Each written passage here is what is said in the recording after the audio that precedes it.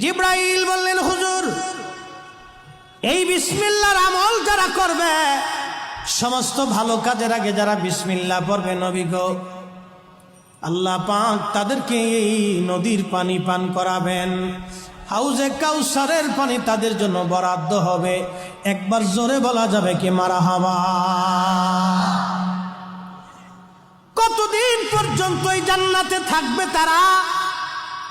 কোরআন শরীফ সাক্ষী দিচ্ছে, আমার আল্লাহ পাক বলতেছেন, খালিদিনা ফিহা আবাদা।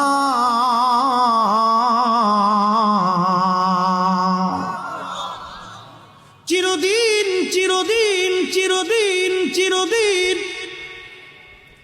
চিরদিন ওই জান্নাতে তারা থাকবে। আল্লাহ বলেন, রাদিয়াল্লাহু আনহুম ওয়া রাদু আনহু, যালিকা